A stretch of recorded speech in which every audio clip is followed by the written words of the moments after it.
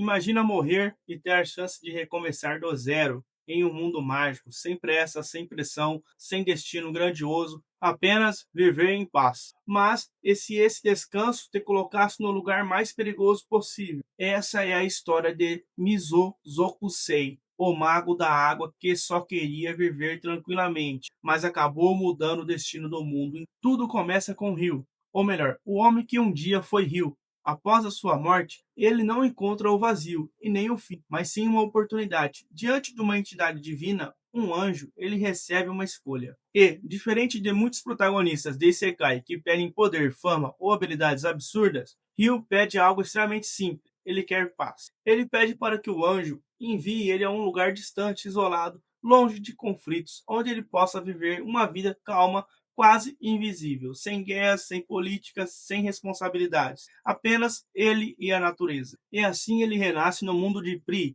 um mundo onde a magia existe, mas não é algo universal. Apenas cerca de 20% das pessoas conseguem utilizá-la. E ela se manifesta através de elementos da natureza, como fogo, terra, ar e água. O elemento de rio, desde o início, há algo diferente nele, algo que ninguém explica, algo que nem ele mesmo entende completamente. Uma bênção silenciosa, que no final desse vídeo eu vou falar o que exatamente o rio tem de uma bênção silenciosa. Mas o que parece um recomeço perfeito rapidamente revela sua verdadeira natureza. Rio não nasce em uma vila tranquila, nem em um reino pacífico. Ele surge nas terras selvagens, um continente remoto, esquecido e completamente dominado por monstros, criaturas que não apenas ameaçam, mas caçam. Ali não existe segurança, não existe ajuda, não existe ninguém, apenas ele contra um mundo hostil. E é nesse momento que a realidade o atinge. Aquela vida tranquila não existe, pelo menos não da forma que ele imaginou. Mas é aqui que entra um ponto interessante de Rio. Ele não entra em desespero, ele não quebra, ele não amaldiçoa sua situação. Pelo contrário, ele a aceita e com um sorriso leve, quase inocente, ele simplesmente pensa: bom, então eu só preciso me adaptar. É exatamente isso que ele vai fazer. E é claro que você está curioso para saber qual magia Rio vai dominar. Das 4 elementos, Rio domina com extrema dificuldade a magia de água. No início é simples, pequenos fluxos, movimentos básicos, nada de impressionante. Mas existe algo que é diferente, completamente diferente dos outros magos. Ryu não pensa como alguém daquele mundo. Ele traz consigo o conhecimento de outra vida, física, química, lógica. Enquanto os outros veem magia como algo místico, Ryu vê como um sistema, algo que pode ser estudado, manipulado, otimizado, e isso muda tudo. Em vez de Ryu apenas criar água, ele pensa: e se eu controlar a estrutura da água? E se eu alterar o seu estado? E se eu usar pressão, temperaturas, refração? E então coisas impossíveis começam a acontecer. Ele cria gelo, mas não apenas gelo comum. Ele o molda em estruturas, lentes, ferramentas, espadas. Ele usa a luz solar concentrada através do gelo para gerar calor e transformar água em lâminas, em escudos, em armadilhas, tudo sem encantamento, sem fórmulas mágicas tradicionais, apenas usando o entendimento do seu mundo moderno naquele mundo primitivo. E enquanto ele experimenta, aprende e evolui, os monstros continuavam vindo, todos os dias, sem pausa, sem descanso. Criaturas gigantes, predadores brutais, seres que para qualquer humano comum significaria a morte instantânea, mas para Rio são apenas mais um obstáculo, mais uma oportunidade de aprender, mais um passo na sua evolução. E então os anos passam, mas para Rio isso mal parece tempo. Sua juventude não desaparece, seu corpo não envelhece, sua mente continua afiada e seu poder cresce silenciosamente, sem plateia, sem reconhecimento, sem sequer alguém para testemunhar. Durante esse período, ele encontra uma presença, uma entidade, uma figura que de certa forma se torna sua mentora. Ela o alerta sobre os perigos daquele mundo, sobre as criaturas, sobre os limites da magia, mas também o observa, porque mesmo para alguém experiente, Rio é estranho. ele não aprende com os outros, ele não evolui com os outros, ele quebra padrões, cria novas formas, redefine o que significa usar magia de água, e então chegamos a um ponto crucial. Após um tempo de isolamento, Ryu não é apenas forte, ele é absurdo. Ele pode conjurar magia sem encantamentos, manipular a água em escalas complexas, criar estruturas instantaneamente, controlar batalhas inteiras sozinho, mas ele não vê isso como algo extraordinário. Para ele, isso é apenas o normal, é o seu dia a dia. E é aí que tudo muda, porque então Rio estava fora do mundo, desconectado, mas isso acaba no momento em que ele encontra Abel. Abel não é um mago, ele é um cavaleiro, um sobrevivente, alguém que chega ali por acaso. Após um náufrago, ele acaba naquele lugar, isolado, ferido, exausto e completamente desesperado. Sem saber onde está, ele encontra então Rio. Para Abel, Rio é um mistério, um jovem vivendo sozinho em um território mortal, como se fosse coisas mais natural do mundo. Mas o choque real vem quando ele vê o poder de Rio. Golems, criaturas gigantes feitas de pedra resistente, pesadas, praticamente impenetráveis para qualquer aventureiro. Uma ameaça extrema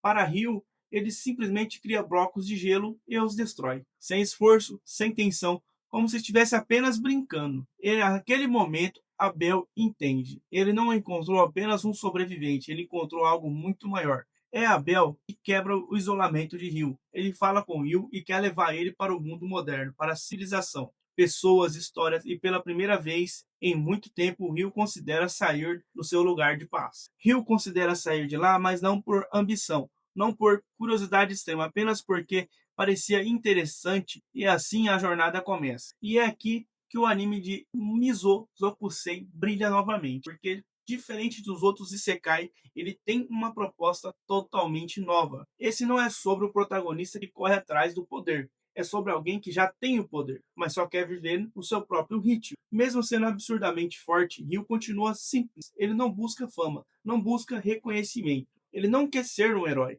muito menos um rei. Ele só quer viver bem. Mas o mundo não funciona assim. Quanto mais ele se envolve, mais ele percebe que a sua existência não passa despercebida. Suas habilidades chamam a atenção, seus feitos deixam marca. E lentamente ele começa a ser puxado para o centro dos acontecimentos, conflitos, criaturas ainda mais perigosas, misteriosas sobre o mundo todo em eventos históricos que começam a girar ao redor dele. E o mais irônico de tudo, Rio ainda tenta viver como sempre, calmo, observador, sem pressa, enquanto o mundo ao redor dele se agita cada vez mais. E é isso que torna essa história tão única, esse contraste entre um protagonista quase invencível e uma mentalidade completamente tranquila. Ele não entra em pânico, não exagera e não dramatiza. Ele apenas resolve. E conforme a jornada avança, fica claro que isso é só o começo. Porque aquele jovem que queria viver sozinho na floresta, agora está caminhando para se tornar o mago de água mais poderoso da história.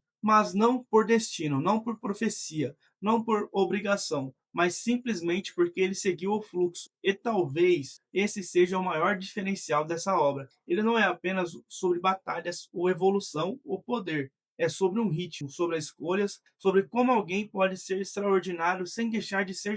Mizo Zokusei é um dos animes mais extraordinários da temporada. Mistura perfeitamente dois mundos, a da tranquilidade e do caos. Momentos calmos, quase contemplativos, seguido por combates intensos, criativos, lutas impressionantes que eu mal consegui piscar na frente da televisão. E tudo isso sustentado por um sistema de magia que não depende apenas de força, mas de inteligência, de entendimento e de criatividade. Ryu não é apenas forte, ele é engenhoso. Isso torna cada batalha imprevisível. No fim das contas, essa não é só uma história sobre um mago. É sobre alguém que escolheu viver devagar em um mundo que nunca para. E talvez exatamente por isso que essa história prende tanto. Porque no meio de tanta correria, de tanto protagonistas desesperados por poder, Kyo é diferente. Ele simplesmente vive. Cada episódio você fica esperando o que ele vai fazer, como ele vai resolver, porque tem a história principal de Ryu